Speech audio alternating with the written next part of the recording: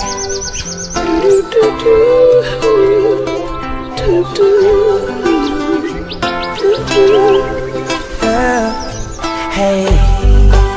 give thanks for life. Give thanks for life. Oh, chimney, chimney.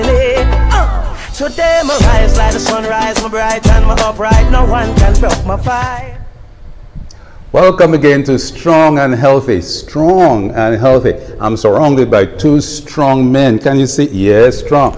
And who is this guy? Well, you're going to tell us about this guy, but this is my good friend and dear brother in the faith, Errol Emmanuel. And he's going to talk, he's going to read a very historic verse of scripture. And someone over here is going to tell us what that all means. And Errol, so why don't you share that scripture with our audience, and then you will introduce the fellow over here. 1 Kings chapter 10, verse 1 and 2. And when the queen of Sheba heard of the fame of Solomon concerning the name of the Lord, she came to prove him with hard questions. And she came to Jerusalem with a very great train, with camels that bear spices and very much gold and precious stones. And when she was come to Solomon, she communed with him of all that was in her heart. Errol is a true patriot, a very busy man, and he has to run. Okay, so his job today is to introduce the gentleman here on my right. What do you know about this man? The gentleman on my right is a friend of a very good friend of mine. And I've always been taught that a friend of your friend is your friend. And so Mel Tawahari is originally from Ethiopia. He now lives in the United States. And through Gabriel Christian, who is one of the founding members of Rebuild Dominica, which started around 2015 after Tropical Storm Erika visited us and caused tremendous damage. He came together with that group made up of Dominicans living in the US and other places, but also friends of Dominicans living overseas, and also Dominicans residing on island. And so following the passage of Hurricane Maria, Gabriel Christian sprang into action. He contacted Mr. Tawahari, who immediately himself started moving chairs and tables and desks to get things happening for us. And so Mr. Tawahari has been very instrumental in getting about $1.1 million worth of medical supplies to Dominica, including other equipments like chainsaws and tarpaulins, etc. And so it's just our honor and our privilege to be with Mr. Tawahari at this time. Thank you, sir. Thank you. Is what he said true? That is true. I was introduced to Dominica through my friend Gabriel Christian. And before you talk more about this, as Errol prepares to run off, that verse in the scripture, is it something that you subscribe to? That's a historical... I definitely subscribe, and I believe most Ethiopians do. We believe that Queen of Sheba, Ethiopian queen, heard of the wise king in Jerusalem, in Israel, and she made the trek from Ethiopia with gifts bearing incense and gold. And of course, as she stayed with him, she realized the wisdom that this king has. And with that, she would return to Ethiopia, and that relation ended up resulting in a child named Menelik, and Menelik became the first king of Ethiopia as we know it. And so she has a significant meaning to us and to our history, and that's why you see everyone saying Queen of Sheba restaurant, Queen of Sheba this and Queen of Sheba that, because she really represents what Ethiopia is today. Wonderful. Well, Errol, I know you've got to run, and so let us not hold you up. Thank you so much for this great introduction, and you may want to say some words before he heads off. I just want to say that Mel is a man who is of a very good heart, very modest, and cares for for humanity all over the world. And it is just a blessing for us in Dominica to have a friend in Mel who is concerned about the people of Dominica, concerned about their plight, and not just in words but in a very tangible way. He was able to put his own money up front to secure a $1.1 million EC worth of medical supplies, which are very much needed in terms of providing healthcare to the citizens of the Commonwealth of Dominica. And so we are very thankful and humbled by this kind gesture, and we do hope that this is a relationship that has just begun and can bring much more benefits in the future to Dominica. And we're happy that Mel could be here to experience the Dominican hospitality and our food, our cuisine, and to meet a 103-year-old man, and all the experiences he had in his first visit. We know they will be fun memories. Thank you. When you say the hospitality, you had some dinner over at Errol's place last night. Yes, he gave us, he and Ezra were cooking their hearts out for us, and we had a lot of food, and I thought I was coming to a place that had a lot of problem with the hurricane, but in fact it turned out that I was just alarmed because there was a lot of food. Thank you very much for a lovely dinner. You're welcome. When we come back, you'll see clips from our press conference at the Eastern Caribbean Bank boardroom, and meet our good friend also, whom I'll let Mel introduce to you when he comes back. So we'll see you. We'll be right back.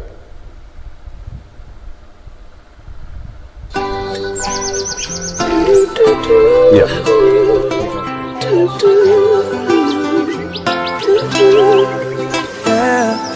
Hey, give thanks for life. Give thanks for life.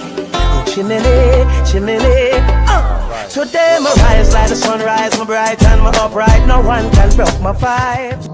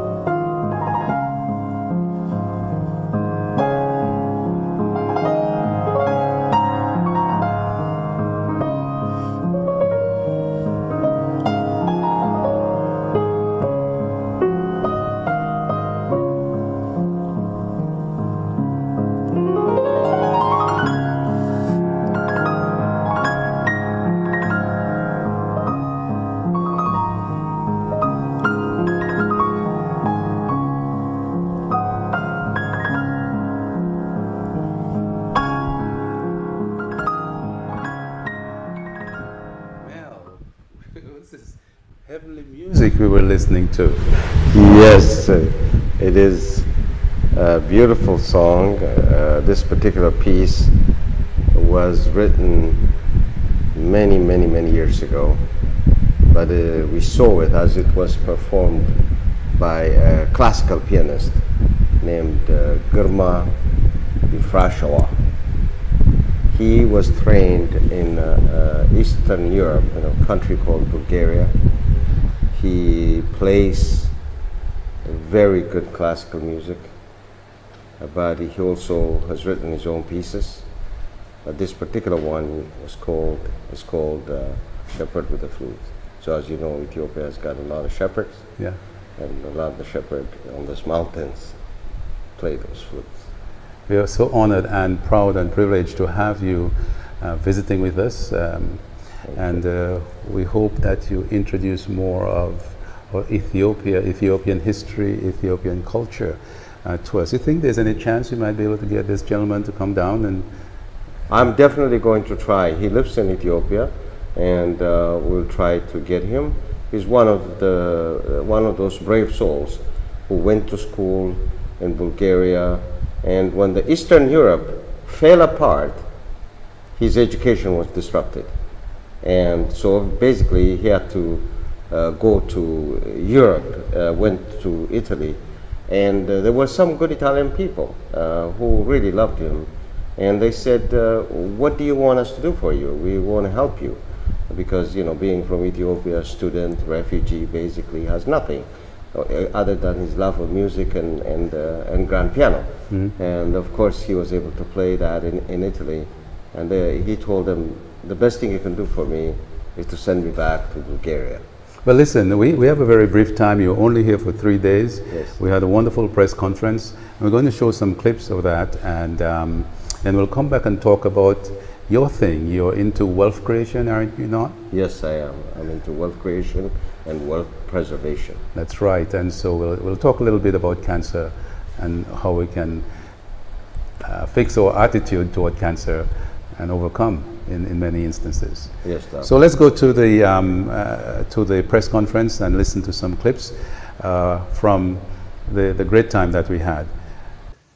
Distinguished guests, colleagues, ladies and gentlemen, on behalf of Rebuild Dominica, with the leadership of our chairperson, LaDonna Drago, it is our pleasure to welcome you to the press conference held today at the Financial Center at the offices of the Eastern Caribbean Central Bank in honor of our guest, both Ethiopian-born professionals, Mel Tawahadi of Infinity Wealth Management, who rushed to the assistance of Dominica in September of 2018 and rendered meritorious service in financial and other assistance in collaboration with Project Cure and our law firm of Gabriel J. Christian and Associates.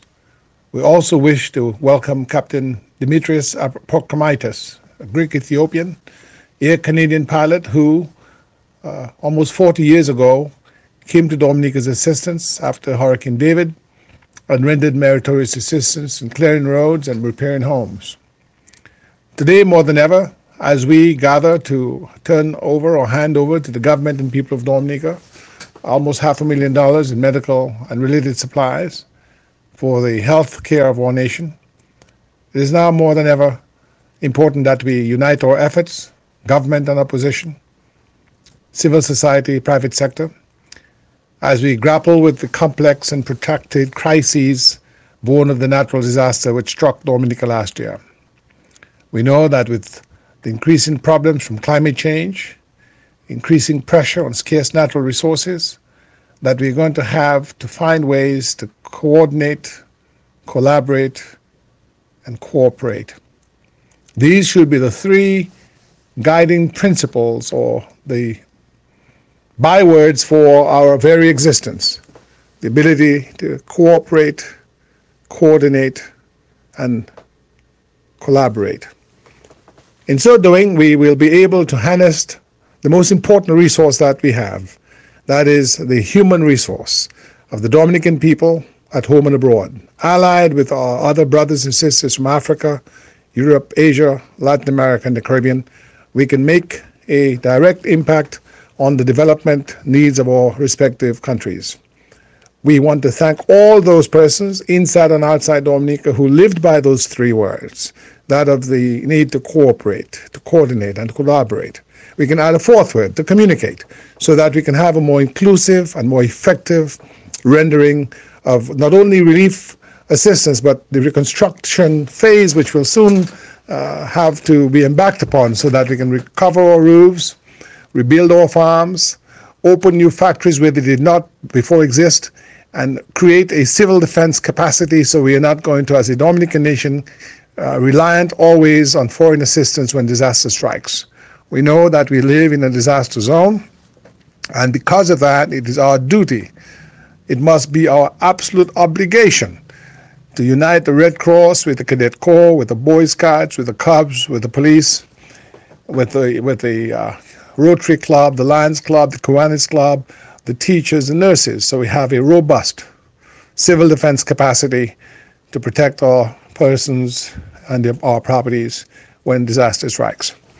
Brothers and sisters, ladies and gentlemen, at this time we ask that Providence intervene in our affairs, that God blesses us, each and every one of us, that we thank again our guest, in particular Mr. Tawahadi and Mel Tawahadi and Captain Demetrius Aprokomitis, all the affiliates of Rebuild Dominica, or Chair Lady, LaDana Drago, and certainly those who have been working on the ground very hard, Errol Emmanuel, Dr. Sam Christian, Dr. Davidson Lloyd, I don't know, Douglas, Ambassador Crispin Gregoire, and all the many other persons, including the leader of our opposition and the Prime Minister, working together hopefully for a better Dominica.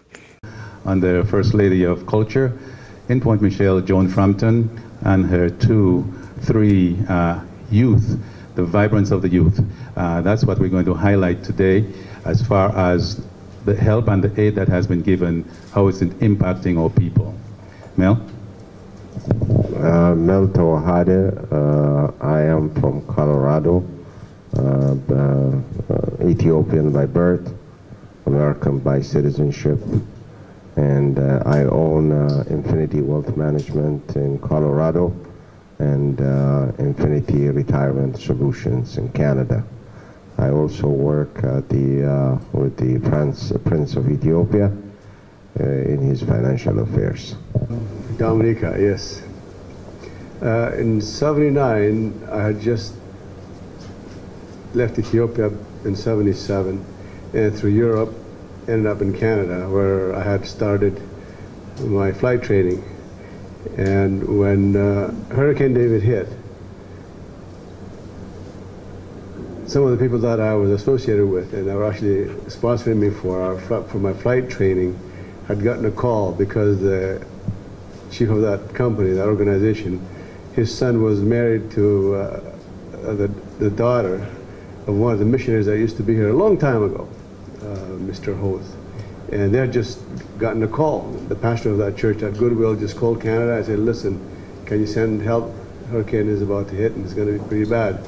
And this person had retired. They were a very senior person. They did not know how to get organized as a very old man. So they just called their in-laws, and they said, because they have an organization that supports different outfits and collaborating with disaster and relief assistance. So they said, okay, we'll send a team, and I happened to be on vacation for my flight training for about 3 weeks. And they said, would you like to go for 3 weeks? I said, yeah. So we did not know what to get. We knew it was going to be a pretty bad situation, so we just said, okay, we'll grab some chainsaws, some hand tools, and some basic clothes for a few weeks, and then some food to eat.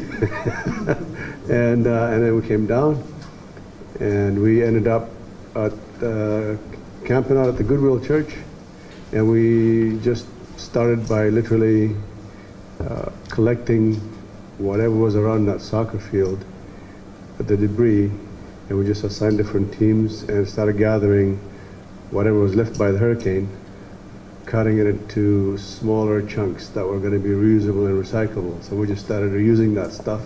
Some people collected the nails where they could get taken out of the woodworks. Others just cut up the galvanized roofing that was left over. Others cut up the wood. And then we just started helping out people that needed some roofing right away. And later on, as our funds showed up, we were able to go to Guadeloupe on Mr. Pinard's boat. It was a big diesel boat.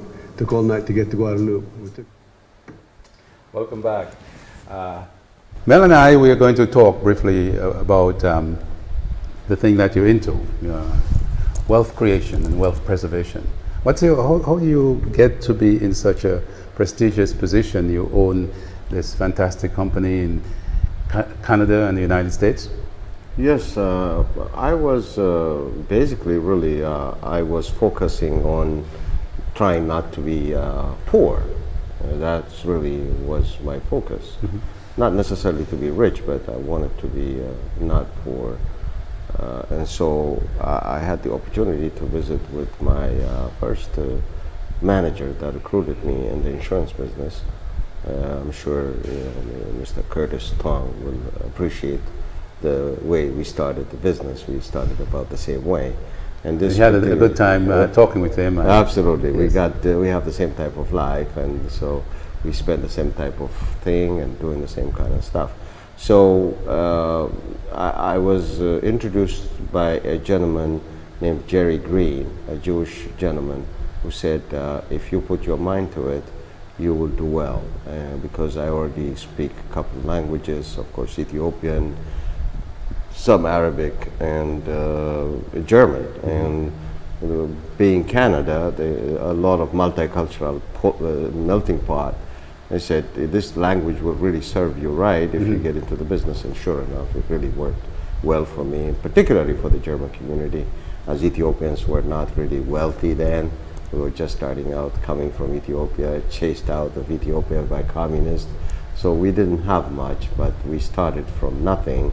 And of course, we started building our lives. So of course, my life was blessed with the things that I have done in Canada. And I quickly rose to be the #1 broker in all of Canada.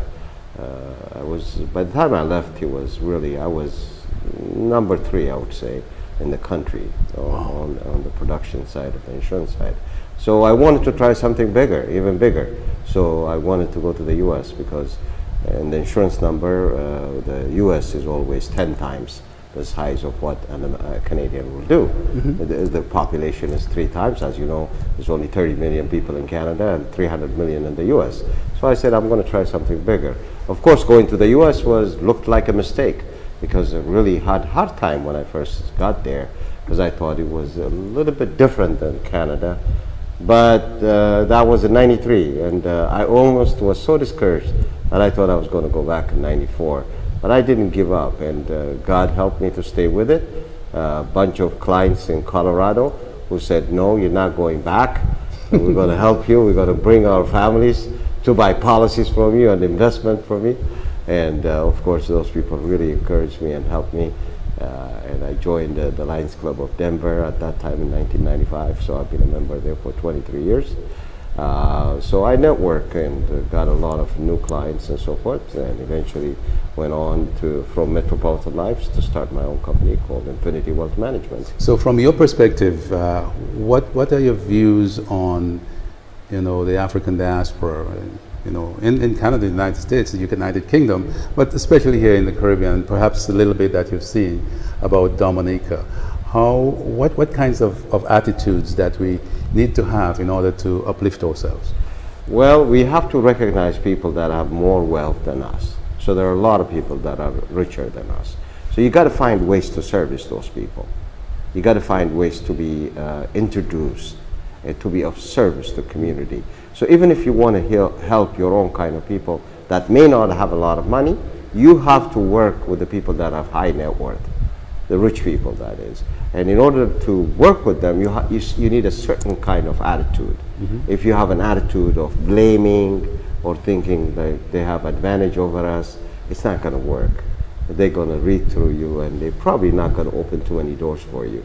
But if you accept where you are and say, I'm going to work hard, and even tell them that I want to be like you one of these days, there are a lot of wealthy people, kind people that will give you an opportunity and open doors for you. So one of the reasons you become rich in any society is to stop being a consumer. You have to stop being a consumer. If you consume everything and all you do is just spend the money you got, then that money is not going to stay in your community. If you want the money to stay in your community, learn how to work with each other, respect each other, deliver on each other's promise, keep your credit, keep your word, deliver on the promises that you made, and so the community will start building itself up. Because if your name is bigger than your reputation is bigger than the small money you can make out of people, then your business will thrive and people will come to you again and again and again because you haven't taken advantage of it. And that's precisely why I'm asking you those questions, because the $1 million worth of medical supplies that you gifted us through the kind offices of others like Project Mercy and so forth, that will be consumed and will be used up at some point in time, but we want to have a more lasting legacy as you as an Ethiopian and the historic place and symbolic place of Ethiopia. How can you help us to become more productive And as a nation, just as you talked about individuals, as a nation, that we could become, you know, a shining light on the hill. Well, that is really requires the work of the community, everybody being committed to working hard, first of all, very strong work ethics, and not to come late from work, always try to show up as early as possible, and leave work as late as possible. So I know your family has also to come into consideration. But one of the things that I do is I don't do a lot of parties. I don't spend a lot of time. Here we call it SIWO. Okay, I don't do much of that because really I was never too big on too loud of a music since I was a child. So, but you grew up. Your father was governor of the province? My father was a governor. My father was a governor and a senator. And bless his soul, he is a beautiful person, a nice mother, nice father, large family, 11 brothers and sisters. So you really have to know how to live with a lot of people already when I was very little, because nobody will give you any kind of attention. My father not only have 11 kids, but they adopted another 12. So it was like a boarding school. So really you're not going to get any special attention. So if you really want to fit, you have to make yourself flexible enough to work with everybody else to get accepted. So if I don't have to be this person that, you know, behave in a way that is spoiled or anything like that. So it's a lot easier to have grown in the way I grew up. So in order to create wealth, really coming back to really the most important thing for especially us black people, whether we are Caribbean or African, or African American for that matter, we have to stop being consumers. We have to keep the money in our community. We have to be able to repay our loan and create wealth. Also, those few people that are successful in the African American or black community, we have to be reasonable with the way we charge fees, rents, loans. We don't have to be loan sharks. We have to be reasonable. Going rate of a reasonable amount so that people can dig themselves out of that. But also the people that are borrowing have to have the responsibility of also to pay them back, not take advantage of them, because we are the same kind of people. That way you're not going to take your business serious, and so eventually outside people will come in and make more money out of you because you really don't know how to trust each other. So you take other people more serious than your own people. So in order to be getting strong, the first thing is to stop being consumer. Mel, we're going to come back and we're going to talk about some health topics that you have an interest in. And let's take a look at some of the quick clips from the press conference, and we'll be right back.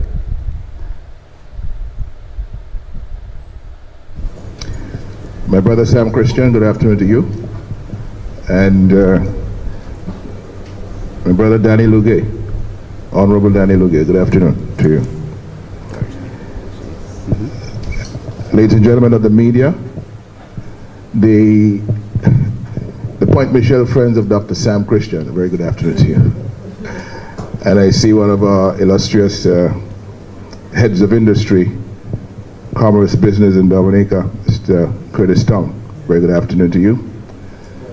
And Father, very good afternoon to you as well. This is a special occasion for me because I'm one of those Dominicans that have long thought the future of this country and the success of this country lies in our ability to bring our brothers and sisters who have distinguished themselves in various fields of endeavor all around the world, to bring them in a harmonious coalition of forces that will focus on the best interests of Dominica and on making Dominica the best place to live, the best place to work, and the best place to enjoy life. And when I see this collaboration, starting with one Dominican who we all know to be a patriot at heart and who, moved by what happened to us, then wasted no time to engage with friends.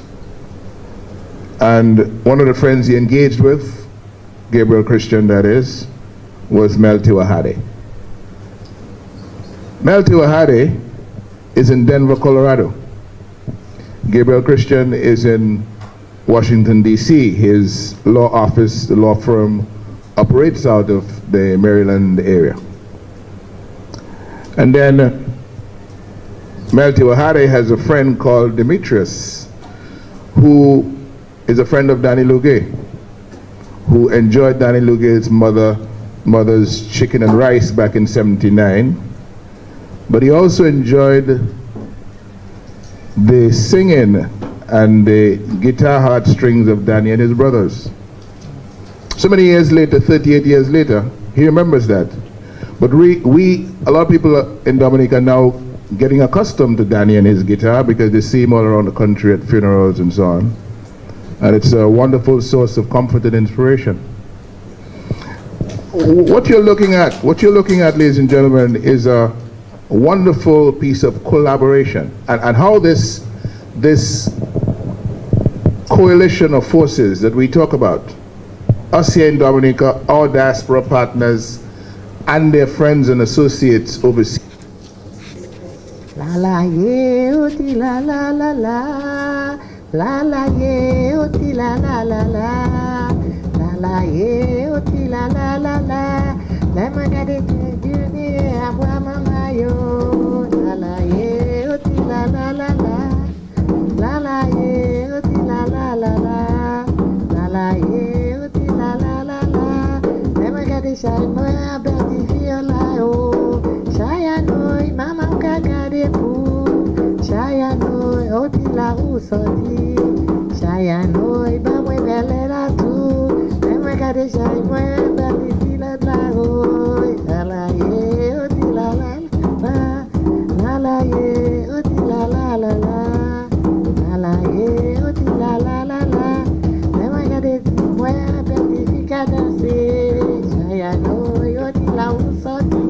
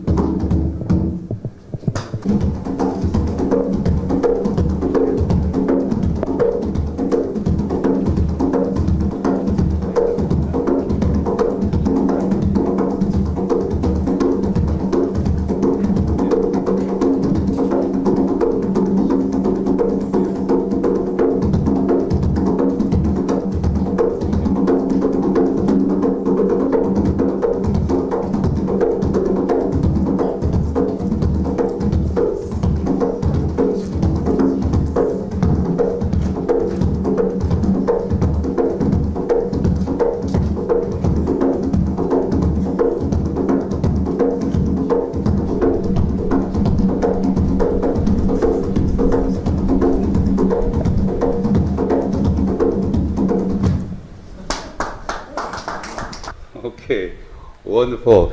Listen, and thank you, Point Michelle Cultural Group, and all the speakers at the conference. The participation was just awesome, and everybody was very uplifting.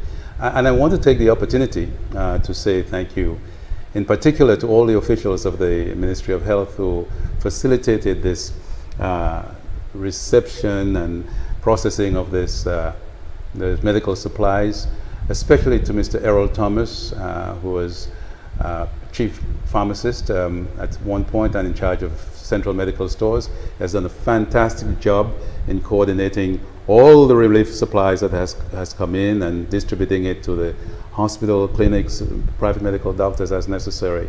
I want to say a special thank you to Mr. Cecil Chillingford of the Office of Disaster Management, where all those medical supplies were stored prior to being distributed.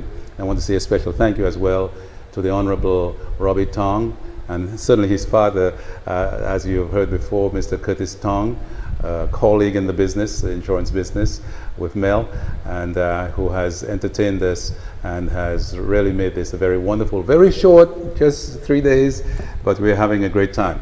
Before we close, Mel, you had some thoughts about health. What would you like to share with us? Well, you are a doctor, so you know a lot of things about health. But me as a patient, I've seen over the years going to an oncologist. So the first accident that I had was a car accident. I ended up having fused my C6 and C7. And right after And that, that's the bones in the the neck. bones in the neck. Yeah, cervical And spine. Cervical spine. And then right after that, there was a little pimple on my hand, and my family care physician, my primary care physician said it was nothing, and I don't have to worry about it. But luckily for me, I was barbecuing with a friend of mine who also happened to be Ethiopian medical doctor, and he says, I don't like this. And he didn't say the cancer word, but he said, I don't like this. So I went back to my doctor.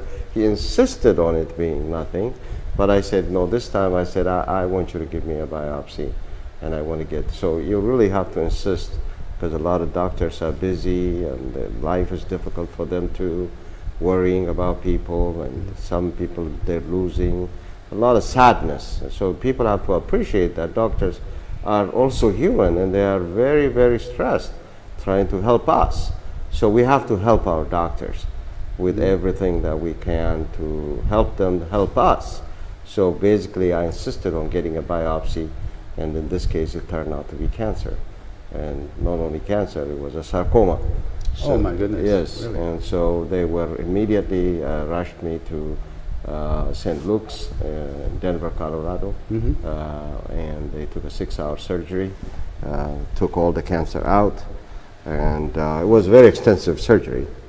Oh, I can see. Yeah, and they now, a sarcoma is what they call a soft tissue cancer. When we talk about cancer, we usually think about breast cancer, prostate cancer, cervical cancer, which are the 3 big ones here, also lung cancer and so forth. But a sarcoma starts in muscle or tendon or something like that. Yes, that's exactly what happened with me. So you had a close call. A very close call. And I then recovered, been going to my oncologist for a long time. Through that process, of course, what really always saddened me at the doctor's office was seeing children with cancer. Yes. What I thought, like, God, I can leave now this earth. I've lived enough. Don't take the children, but unfortunately you see children also coming down with cancer. That was one of the saddest things that I had to experience throughout this process. Then everything was good. Then in 2011, then I got a prostate cancer. And this was also cancerous, and so they asked me whether I want to wait or just do the surgery. At that point, really, I decided I want to have the surgery right away and get the prostate removed. And so when that was a very successful one, except the sphincter was damaged through that process. So I had to go to Mayo Clinic, and they had to put an artificial sphincter. And now everything has stabilized and life is good and so forth. But it just tells you that life is good. I talked to Popeye today, an old man who lives in this town. Yes. He's 103. Yes. He was born in September of 1915. That's before the Titanic. Yes, before the Titanic.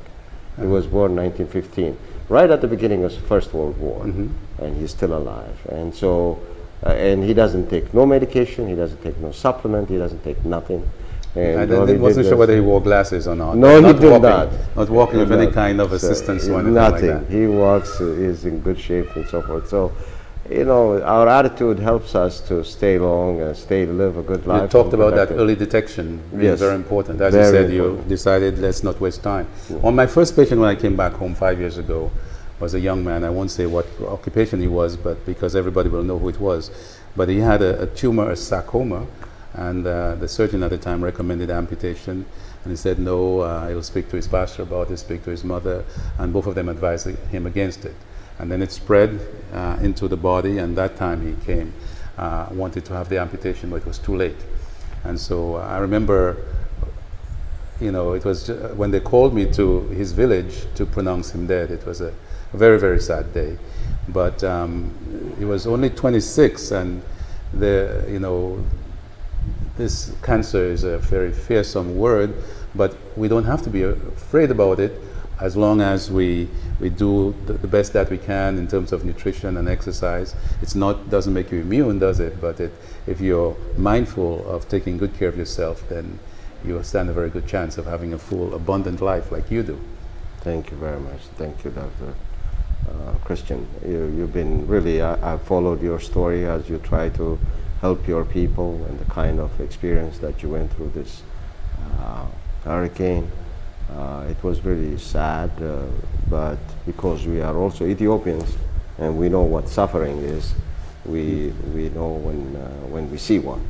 And we know that God will help you to recover and get on and be like you've never been before. Because sometimes we go through trouble so that God will make us stronger. By the grace of God, yes. And we just want to say thank you for all that you've done. I've brought with me here a couple plaques. I know Demi had to rush off being a pilot. That's for your good friend Demetrius here. And I will take yours out here for Mel. What does it say? With great appreciation to Mel Tewahade of Infinity Wealth Management for outstanding meritorious service rendered in relief efforts for the people of the Commonwealth of Dominica following Hurricane Maria, September 2017, presented by Rebuild Dominica. So Mel, thank you very much. There we go. Thank you so much. Thank you very much. We look forward for you, sharing all that wisdom and insight. And again, give Demi our love as we go. I'll tell him that. Thank you very much for everything that you have done for us, also for the hospitality, for the dinners, for Errol, for you and all the families, for Francis, Captain, and Major, sorry, and for Curtis. And may you be able to withstand this claim in insurance and be able to recover from this, and I know you will get assistance from all kinds of reinsurers to be able to adequately capitalize you for the next go around if there is going to be another hurricane. By the grace of God. And I think we have Father Coffee. Father Coffee, would you like to say something, a recording from our press conference in closing? Stay well. Okay, I am Father Franklin Coffey. I've been a priest for 34 years. Recently I did a program in grief counseling. So I'm a certified grief counselor. When I got Dr. Sam's invitation to come here this afternoon, I was happy to receive the invitation, happy to accept it, because I think our whole nation is grieving at this moment. And I'm always moved by occasions like this. So I want to say thank you to you gentlemen for your work and your contribution to us as a nation. Thank you, Lord. Thank you, Jesus. Thank you, Lord.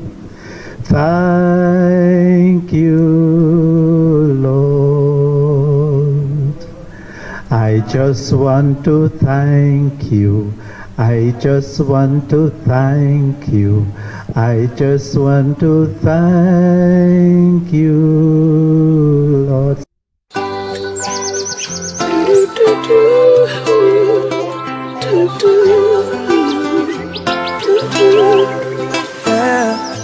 Hey, give thanks for life.